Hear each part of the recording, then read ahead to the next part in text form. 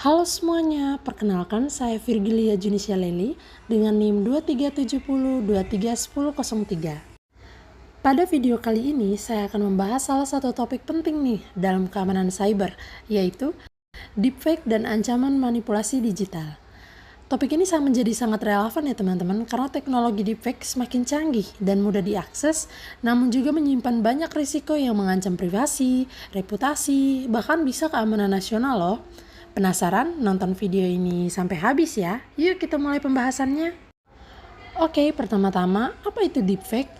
Deepfake adalah teknologi yang menggunakan kecerdasan buatan, khususnya deep learning dan GAN atau Generative Adversarial Network untuk memalsukan wajah atau suara seseorang sehingga tampak seperti aslinya. Teknologi ini memungkinkan kita membuat video seseorang sedang berbicara atau melakukan sesuatu, bahkan bisa memfoto. Padahal sebenarnya itu tidak pernah terjadi. Meskipun awalnya dikembangkan untuk hiburan atau pendidikan, teknologi ini ternyata juga bisa disalahgunakan loh teman-teman. Dan disitulah bahayanya. Kira-kira bagaimana sih cara kerja dari teknologi deepfake ini? Oke, cara kerja deepfake menggunakan dua komponen utama dalam GAN, Generator and Discriminator.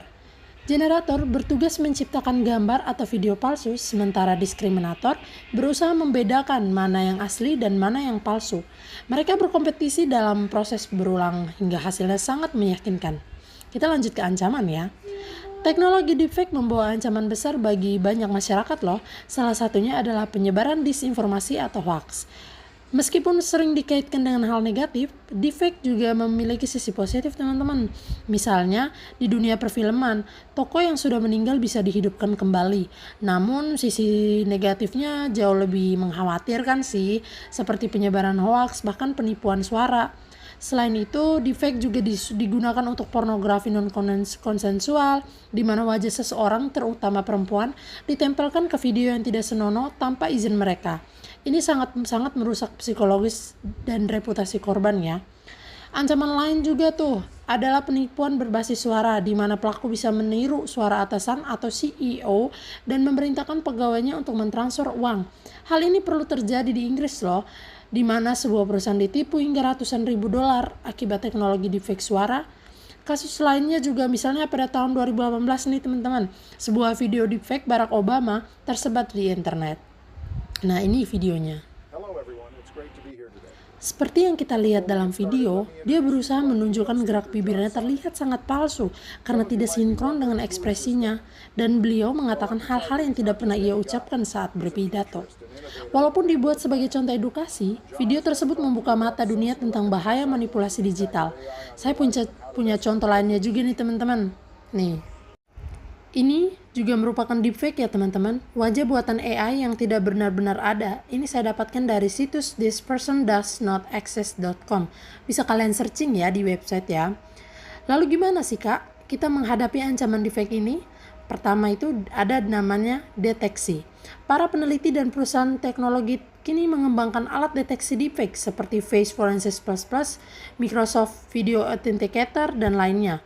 Alat ini mampu mendeteksi ketidakwajaran dalam pergerakan wajah, kedipan mata, atau pencahayaan video.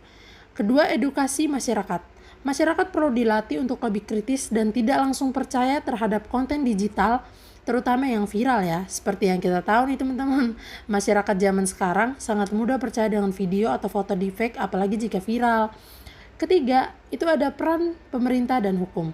Di Indonesia, ancaman penyebaran konten deepfake bisa masuk ke dalam pelanggaran Undang-Undang Informasi dan Transaksi Elektronik atau UIT, dan juga dilindungi oleh Undang-Undang Perlindungan Data Pribadi yang baru. Terakhir, kita sebagai pengguna internet juga harus bijak ya, jangan sembarangan membagikan wajah atau suara kita ke aplikasi yang tidak jelas, karena data biometrik kita bisa disalahgunakan loh.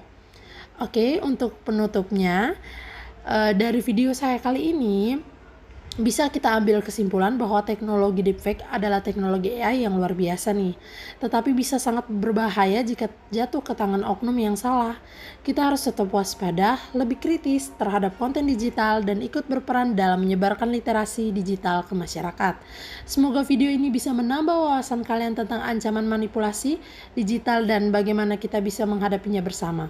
Tetap waspada and always be careful. Terima kasih telah menonton. Jangan lupa like, share, dan subscribe kalau video ini bermanfaat. Terima kasih dan sampai jumpa di video selanjutnya. Dadah!